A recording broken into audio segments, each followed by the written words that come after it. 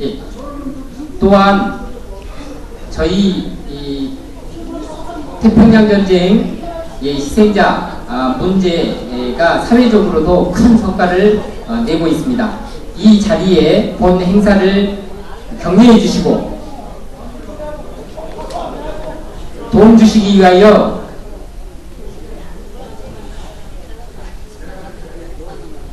대한민국 한국 변협에 이수경 변호사님 참석하셨습니다. 인사 말씀과 격려 말씀 듣겠습니다. 뜨겁게 박수해 주십시오.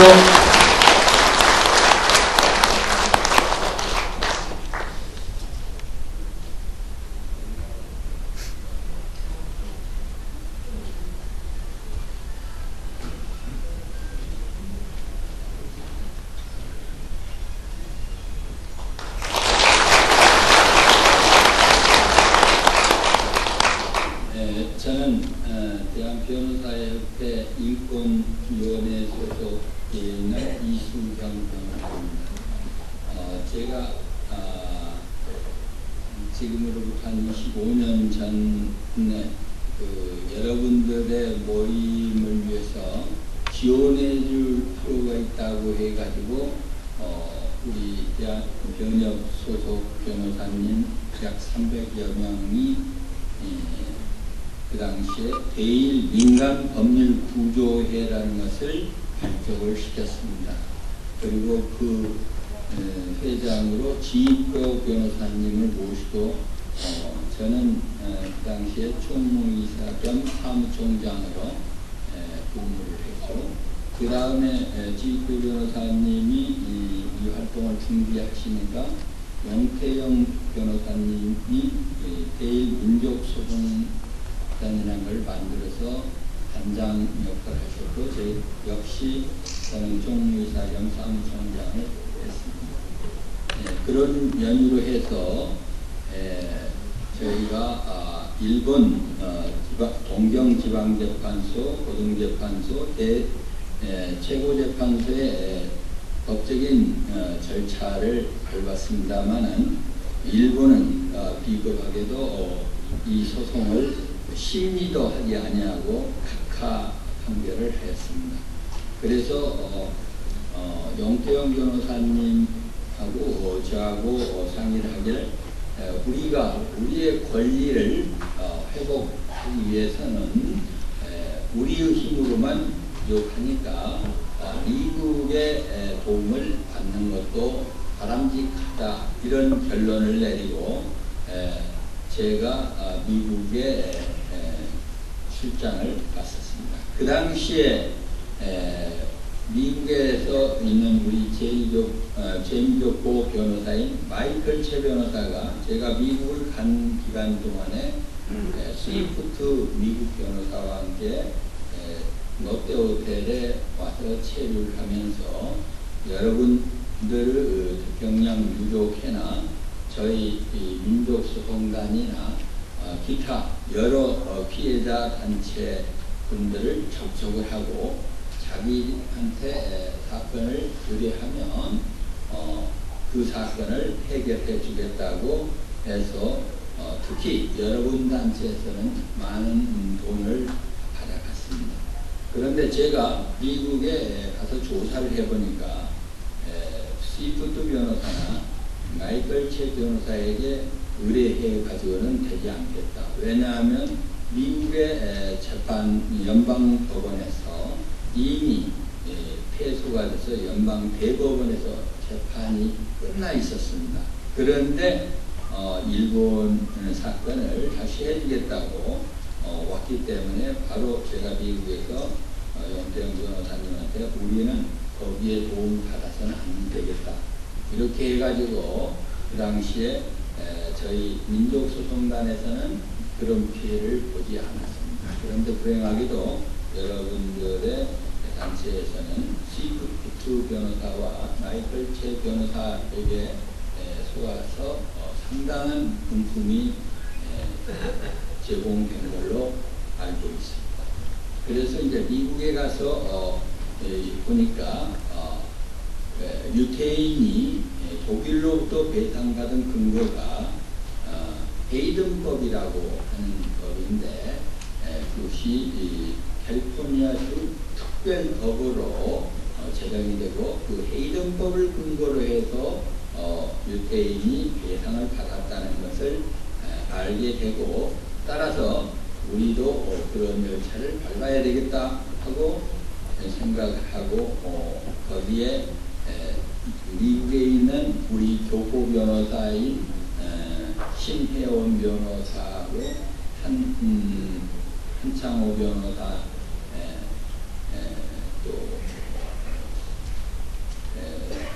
또 여러 변호사님 한 분 있고, 또 베리피셔 변호사, 마컴 변호사 이런 분들의 접촉을 해서 그분들과 같이 우리가 공동으로 소송 수행을 해서 하면 승소 판결을 받을 수 있다는 자신을 가졌습니다.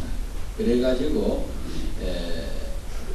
리자 양 변호사입니다. 여자 변호사 또 한 분이. 그래서 그분들하고 저희하고 서울에 오셔가지고 공동으로 소송 수행하기로 해가지고 캘리포니아 주 법원에 소송을 제기해가지고 그리고 그 과정에서 미국의 카와라고 여러분들과 같은 피해자 단체가 있습니다.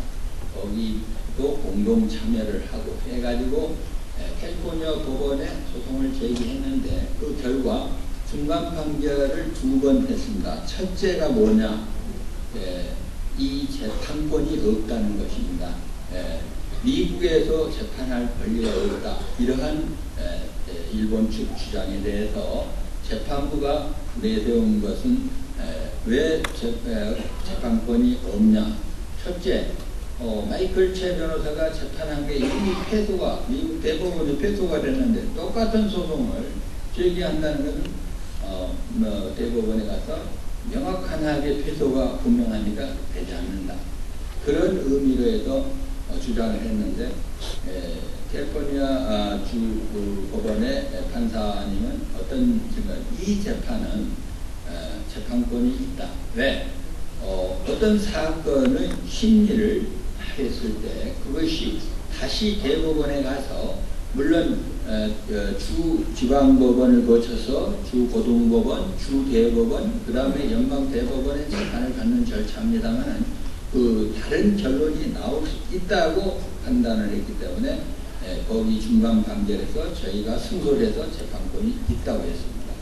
두 번째로 이제 중요한 게 뭐냐면 시효 문제가 10년 시효 문제가 제기가 됐었습니다. 그런데 제가 그 전에 1995년도에 샌프란시스코의 국제 인도법 회의에 참석을 해가지고 종일 아침 8시부터 밤 9시 반까지 저는 한국의 그 우리 세미나를 많이 참석해 봤을 때 하루에 한 8시간 정도 세미나 참석하면 되겠지 했는데 미국이라는 나라를 제가 존경하게 된 것이 아침 8시 반부터 오후 6시 반까지 한다는 그 스케줄이 있었습니다. 그런데 아침 8시 반부터 시작해서 뭐 점심시간도 없어요. 비자들에다 뭐 음식 놔두고 먹을 사람 먹어라. 저녁 식사도 제공하지 않고 뒷좌석에서 먹을 사람 먹어라. 이래놓고 계속돼서 밤 9시 반까지 그 생일을 했는데 거기에 참석한 분들이 한 분도 일어나지 않고 마지막까지 경청하는 걸 보고 저는 영어 실력이 짧아서 그런 거 힘들었습니다만 제가 존경하게 된 거예요. 내용을 알든 모르든 간에 대단한 나라다. 뭐 우리 한국 같으면 6시 반에 끝난다면 4시 반 정도에 다 끝나버리고 중간에 점심 먹고 뭐 다 가버리고 이렇게 하는데 뭐 저녁도 따로 먹는 것도 아닌데 밤 9시 반까지 3시간을 더해가지고 그 세미나를 하는 걸 봤습니다. 그런데 그때 중요한 결론이 인권관계, 인권과 및 국제인도법에 관계된 사항은 시효가 없다는 결론을 맺어줬습니다. 그래가지고 캘리포니아 주 법원에서 일본 측이 시효 문제를 주장했을 때 인권법 관계이기 때문에 우리의 피해 배상 문제는 인권법 관계이기 때문에 그거는 소송의 시효가 상관이 없다. 그래서 재판을 할 수 있다. 그래서 중앙판결 2번 이기고 최종 판결을 한다 그게 하겠다고 재판을 끝냈는데 불행하게도 한 중간쯤이라도 한 보름 정도 지났을 때 한국에서 여러분들이 잘 아시는 동두천의 여중생 두 분이 미군 전차에 치여가지고 사망한 사건이 있었습니다. 제가 군 법무관을 할 때 동두천 옆에 있는 28사단의 법무참모를 했고 검찰관을 지냈을 때 한국 전차도 무수히 많은 훈련 중에 사고를 낼 수밖에 없었습니다. 그 당시 도로가 아주 열악했어요. 전차가 차가 다닐 길은 됐지만은 전차가 다닐 만큼 폭이 되지 못했습니다. 지금은 도로가 잘 닦여 있습니다. 그런데 그 당시에는 도로가 잘 닦여 있지 않았기 때문에 많은 그 한국 전차나 미국 전차가 탱크가 사고를 많이 내가지고 그걸 국가 배상으로 처리를 해줬고 그동안에 그런 일이 많이 있었습니다. 근데 불행하게도 그게 언론하고 정치권에서 문제가 돼서 촛불 시위로 되다 보니까 그 당시에 거의 반미 여론이 국내에 확산이 됐습니다. 그런데 약삭빠른 일본 측에서는 그걸 이용한 거입니다. 미국의 여론이 나빠지자 어떤 처리 방법이 없나 해가지고 한 게 뭐냐? 미국에서 일본 측 변호사들하고 일본 측 관계자들이 제시한 게 있습니다. 헤이든법은 미국 연방헌법에 위반된 것이다 라고 주장을 하는 재판을 다시 해달라고 변론 재개 신청을 넣습니다. 그래서 그 문제에 대해서 검토를 해보니까 헤이든법이 연방법의 근거를 제시하지 못했기 때문에 연방헌법에 위반된다고 결론이 나지 않을 수 없었습니다. 그 경우에 문제가 됐던 것이 독일이 유태인에게 배상한 헤이든법을 적용해서 배상한 그 사건이 문제가 된 것입니다. 그런데 그 사건은 판결에 의해서 재판에 의해서 이루어진 것이 아니었고 당사자 합의에 의해서 이루어졌다. 다시 말해서 헤이든법을 적용을 해서 판결이 된 것이 아니고 양국 당사자가 합의에 의해서 이루어졌다. 양국이 아니라 양 당사자가 합의에 의해서 이루어졌다고 해가지고 결국은 위헌 판정이 나와서 결국은 최종 판결을 받지도 못하고 위헌 판결이 나오고 그 다음에 많은 심지어 일본계 미국 의원들께서까지 힘을 합해서 다른 연방 특별법을 만들자고 했는데 지금까지도 만들지 못하고 있습니다. 그러는 과정에서 그 다음에 국내에서 이제 다시 돌아와서 국내에 이제 어떤 문제를 해결해야 되겠다 했는데 제가 그런 상황에서 불행하게도 건강을 잃어버렸어요. 그래가지고 한 5년 환자 생활을 하면서 업무를 준비하다가 이제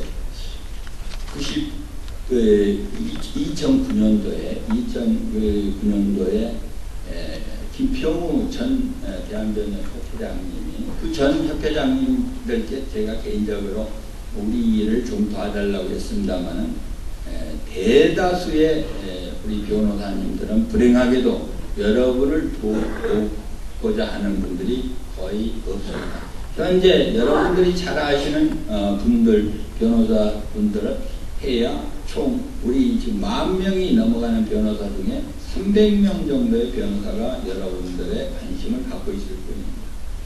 그런 정도의 현실 텐데 2009년도에 김평우 협회장님이 여러분들이 잘 아시는 소설가 김동리 씨의 아드님입니다. 그분이 대한변호사협회 사무총협회 사무총장을 지낸 분인데 자기가 협회장을 좀 하겠다고 저보다 좀 도와달라는 거입니다. 그런데 제가 보니까 그러면 조건을 붙였죠. 대한변호사협회에서 이 일을 좀 해달라. 그거의 조건이 되면 내가 당신을 도와주겠다 해서 열심히 뛰어가지고 김병호 협회장님이 2009년도에 협회장으로 당선이 됐습니다. 당선이 된 다음에 협회장으로 당선이 된 다음에 인권이사 밑에 이명숙 인권이사입니다. 그 밑에 이명숙 인권이사 거기에 소속해서 이거 인권관계니까 거기서 담당해요. 그래가지고 그때부터 하면서 이명숙 인권이사하고 제가 우리가 중국이나 미국이나 대만이나 일본이나 이런데 변호사님 법률가들하고 같이 공동 연구를 해서 방법을 제시를 해야 되겠다. 이렇게 해가지고 2009년부터 먼저 우리가 다른 나라보다도 일본, 가해국인 일본의 변호사들의 생각이 어떤가 그거를 보자.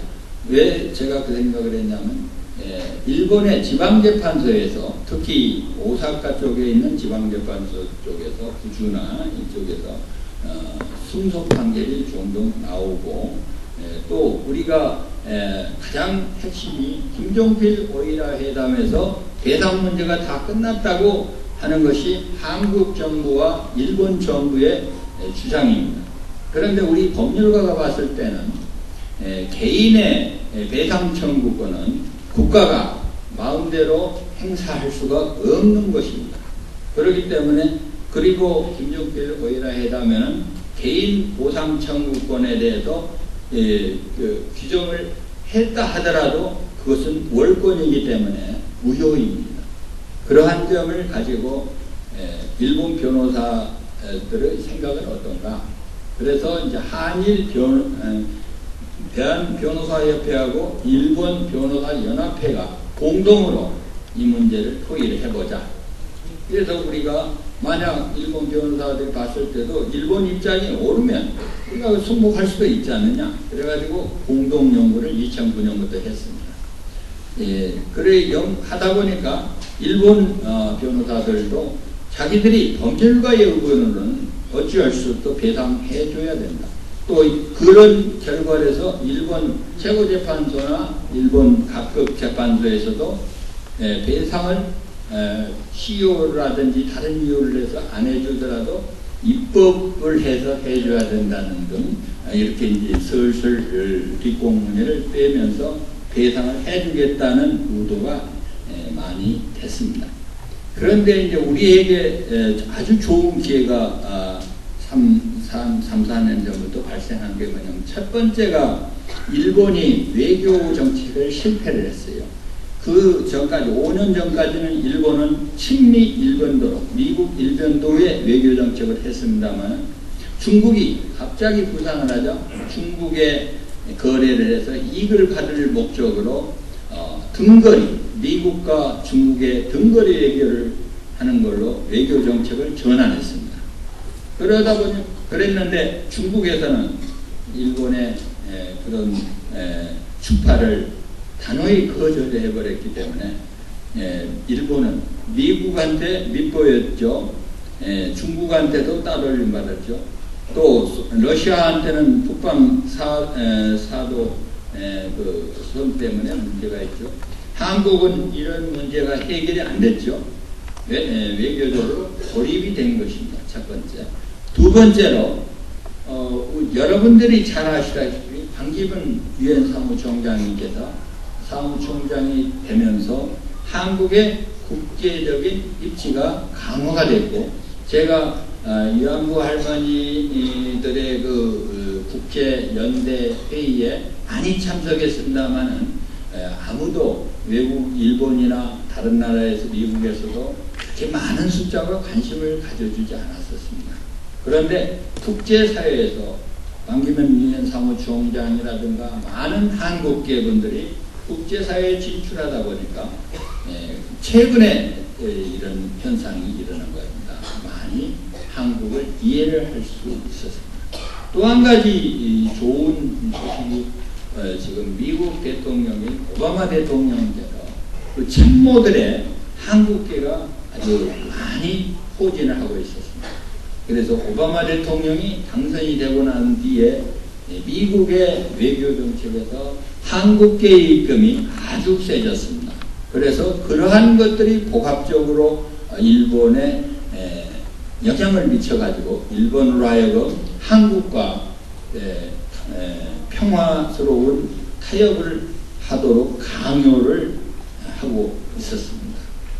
그러한 결과 일본에서 변호사연합회에서도 개인 보상을 해줘야 된다 하는 입장이었고, 인도법 문제는 미국 샌프란시스코 인도법 회의와 미국 재판에서 이미 나온 것이고, 그런 상황에 한일 평화 관계를 유지를 해야 된다 해서 음으로 양으로 또 그때도 정식으로 그걸 하려고 하지 않고 은근히 일본은 술수를 또 쓴 거입니다. 민간 차원에서는 해주겠다 뭐 이런 식으로 여러분이 잘 알다시피 그런 식으로 했습니다.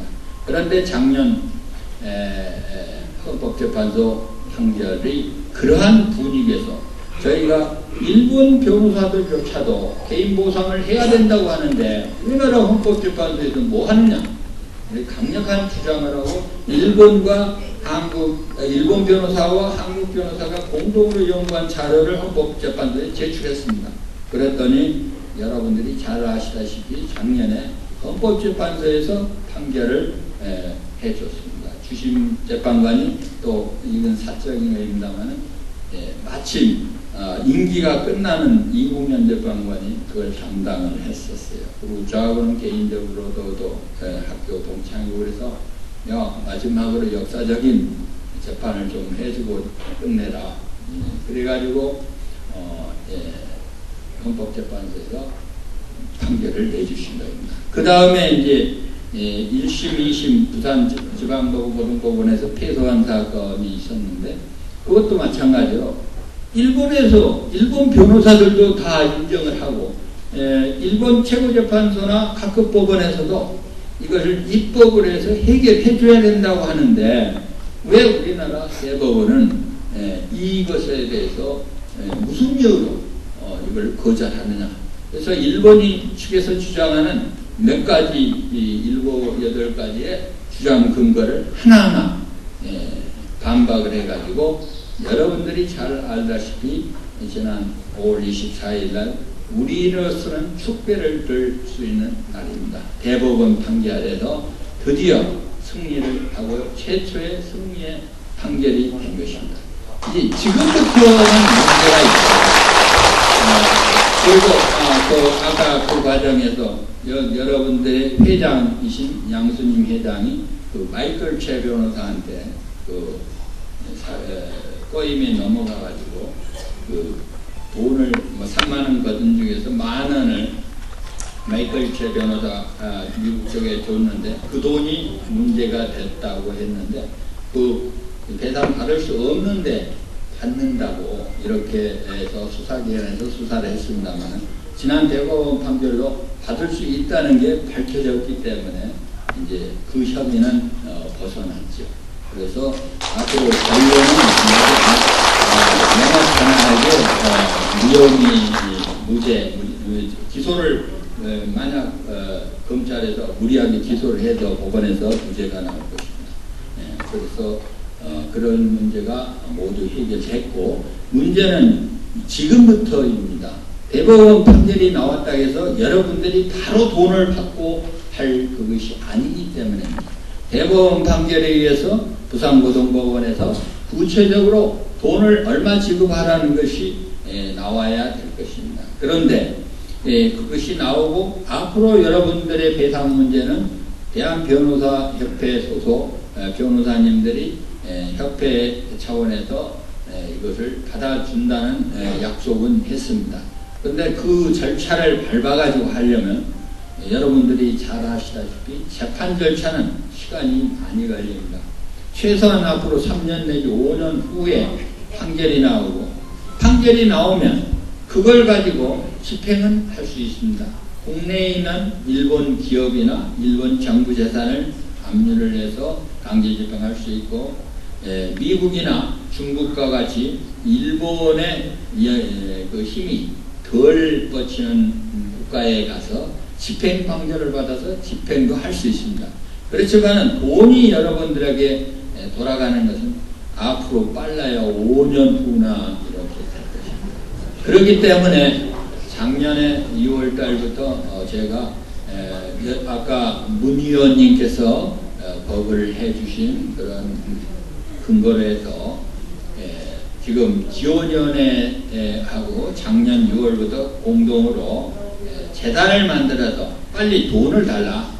지금 여러분이 잘 이제는 알다시피 우리 피해자가 140여만 명이었고 일본이 현재 동정은행에 보관하고 있는 돈이 약 10조 원이 넘는 돈입니다. 또한 그게 상당한 10조 원 이상의 배상금을 일본 정부나 일본 기업들이 앞으로 내놓아야 됩니다. 그런데 내놓을 때 법정 투쟁을 해서 많은 더 내놓는다면 더 많은 문제가 생기니까 어차피 내놓을 거 재단을 만들 테니까 재단에 내서 여러분들한테 하루빨리 피해 당사자분들이 돌아가시기 전에 또 피해 당사자들의 유족들이 부모 특히 아버지 없이 이렇게 살아오다 보니까 많은 문제가 있었습니다. 많은 불이익을 받았죠. 그런 분들이 조금이라도 혜택을 빨리 누릴 수 있도록 하기 위해서 시간을 늦출 수가 없고 다행히 저희가 한일 변호사 모임에서 재작년 12월 달에 긍정적인 반응이 나왔고 작년 12월 5일 날 일본에 저희 대한변호사협회 인권 변호사 10여 명이 갔을 때 참 과분한 대우를 받았습니다. 제가 한국에 있으면 대한민국에 있으면서 대한민국 국회의장님이나 또는 양당 대표님이나 이런 분들 만날 기회가 거의 없었습니다.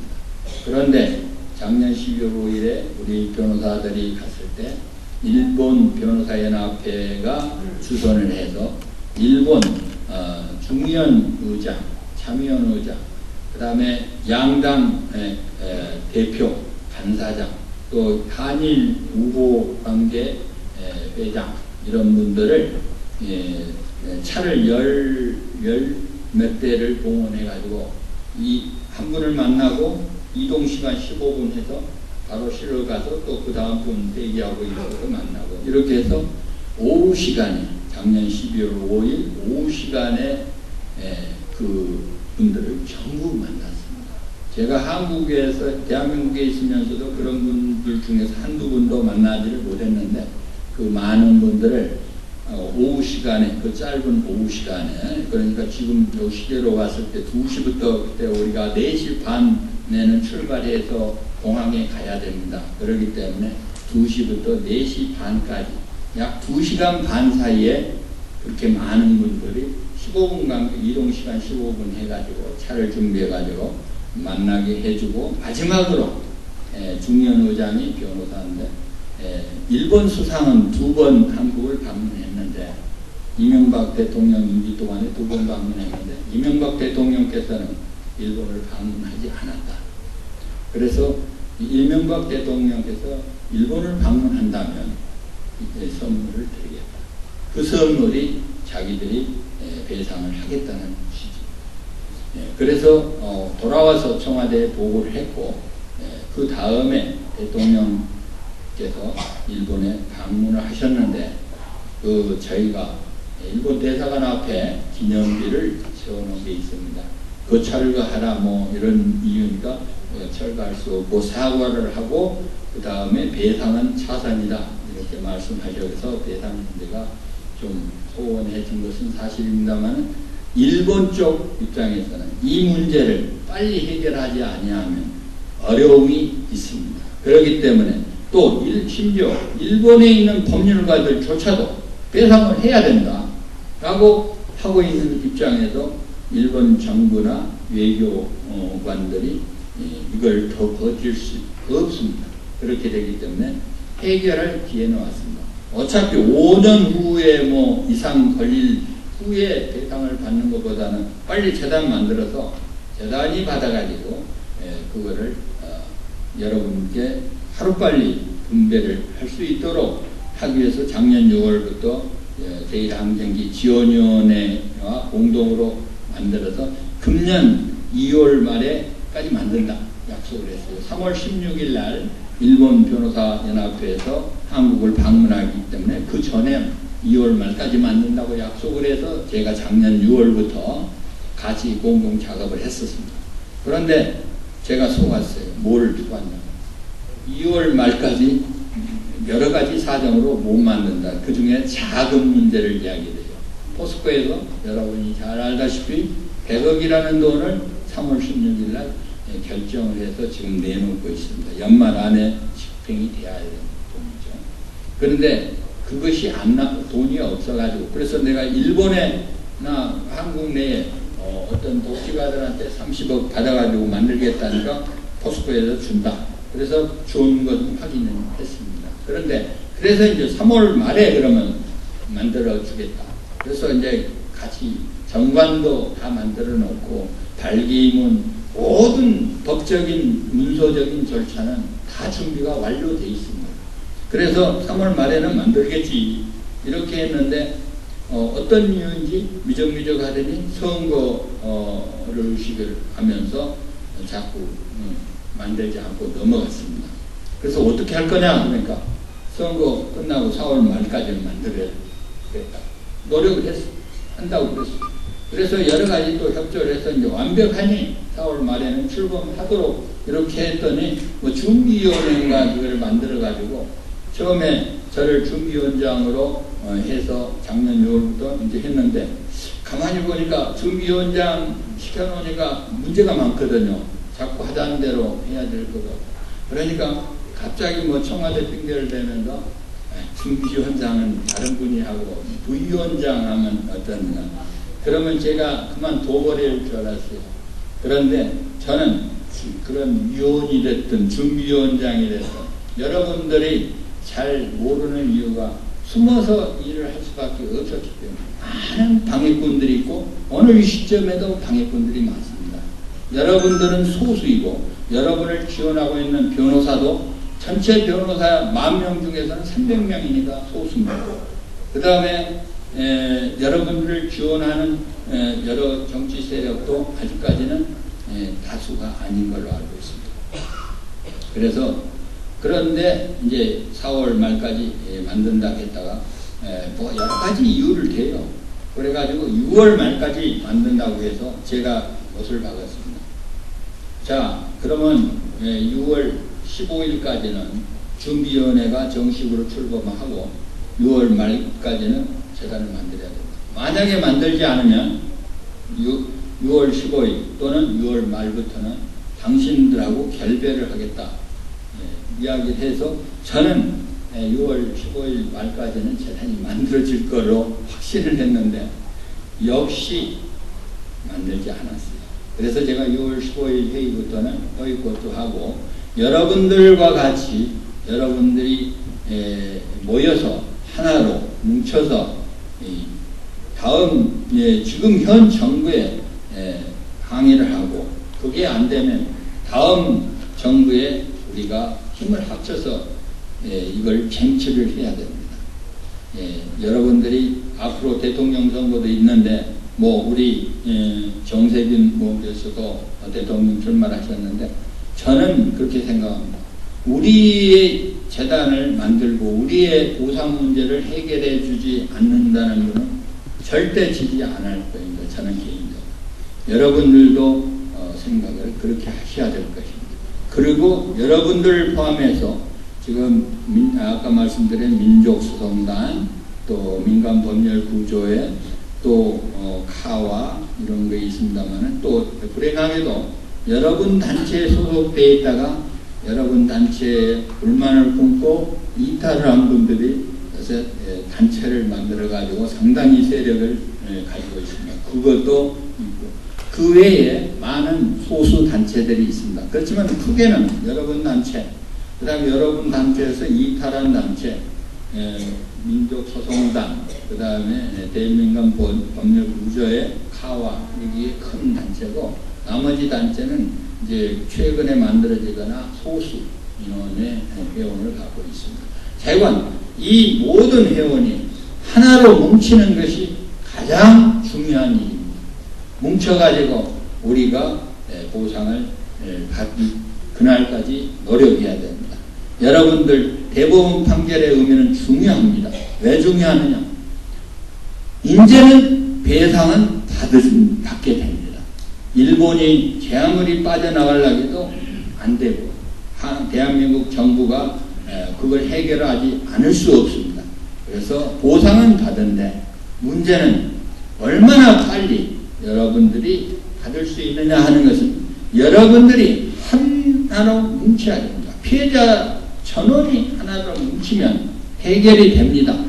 여러분들이 힘을 하나로 뭉쳐가지고 여러분들이 노력을 하면 빠른 시간에 아마 배상이 되고, 빠르면 내년 말 안에 배상이 돈이 여러분들한테 지급될 가능성도 있습니다. 그런데 그것이 어떤 게 전제가 돼야 되느냐? 여러분들이 하나로 똘똘 뭉쳤을 때만 가능하다는 거예요.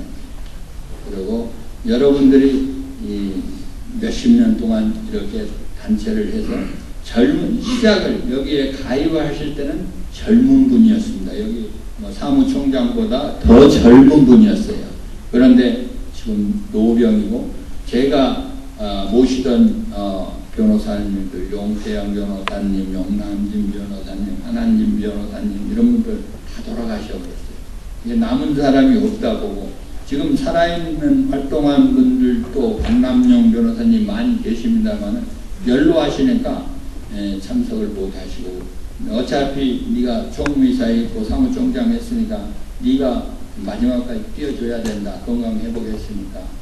그렇게 해서 3년 전부터 대한변협의 힘을 이용해서, 그 전까지는 개인 돈으로 하느라고 힘이 들었는데, 그때도 돈을 벌었기 때문에 상관없습니다만, 제가 돈 못 번 5년 동안은 활동을 못한 것을 경험을 해서 대한변협이 하니까 3년 전부터는 모든 비용을 대한변협에서 대주고 있으니까 상당히 활동하기가 좋습니다. 다만 제 목표는 사실 제 당대 배상받으리라는 생각을 못했고, 저보다 15년 밑에, 그 다음에 저보다 30년 밑에 있는 젊은 변호사들을 양성을 하는데 저는 중점을 뒀는데, 희망적으로 이렇게 일본 변호사 연합회하고 공동 노력하는 결과 빠른 시간에 대법원 판결이라는 것을 획기적으로 받아냈습니다. 그 대법원 판결이 중요합니다. 받을 수 있게 된 것입니다.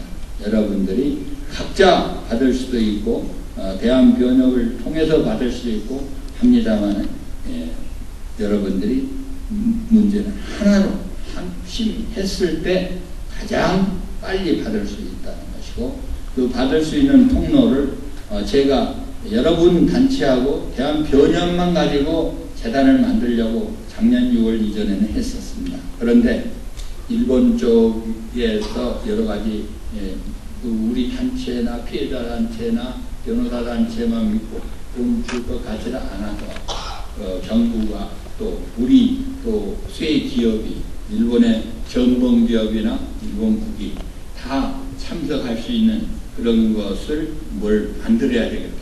그것이 이제 독일의 재단에서 힘들어서 우리도 그런 유사한 비슷한 재단을 만들어서 빨리 이걸 받고, 아까 말씀드렸습니다만 우리가 지금 밝혀진 분들은 그렇게 많지 않습니다. 한 20여만 명밖에 안 됩니다. 사실 우리의 명예 회복을 하기 위해서는 우리가 나머지 120여만 명의 피해자 및 그 가족들을 찾는 노력을 해야 됩니다. 여러분들이 알다시피 일제시대 때 끌려가신 분들이 부대에서 현역병으로 갔을 때 탈령이나, 군대에서는 탈령이라고 하잖아요. 탈령을 하신 분들은 거기에 적응 안 하겠다, 협조 안 하겠다는 취지로 탈령을 했다, 이렇게 일본 쪽은 주장합니다. 우리는 독립을 하기 위해서 뛰어나오는 거죠. 또 강제 연행된 징용자분들도 마찬가지죠. 위안부 할머니도 마찬가지. 중요한 것은 거기서 뛰쳐나온 분들이 실상을 제가 조사해 보니까 어떤 게 있냐.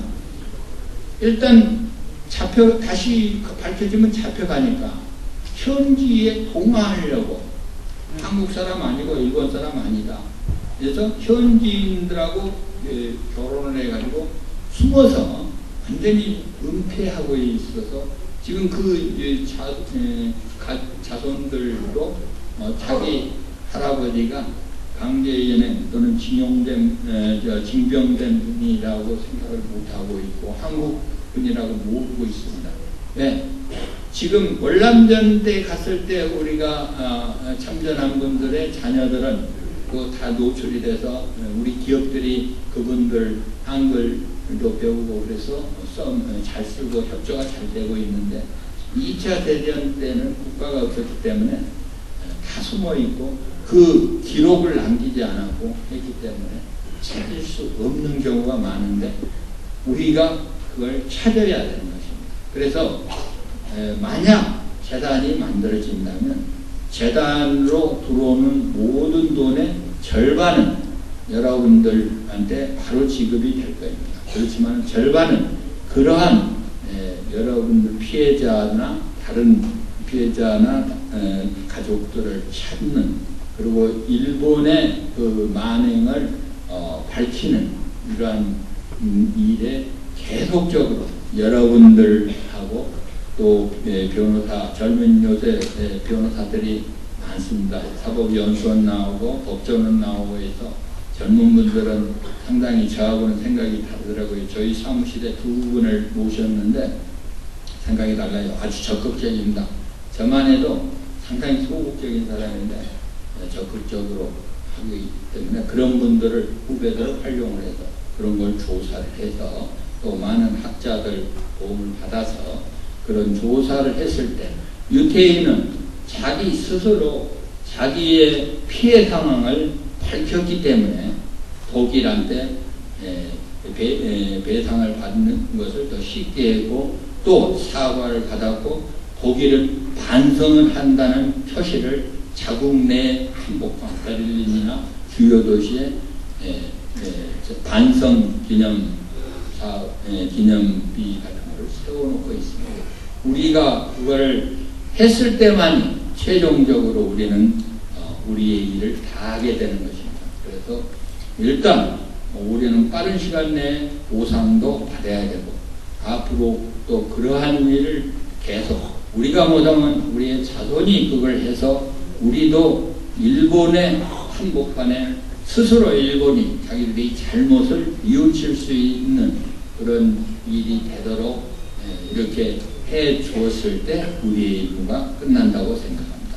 여러분 우리 다 함께 합심해서 앞으로 노력하고 여러분들은 특히 여기 양수님 회장님을 중점을 해서 다 함께 노력을 해 주시면 멀지 않은 장래에 여러분들에게 좋은 소식과 좋은 일이 생길 것으로 또 오늘 제 의견 발표를 마치겠습니다.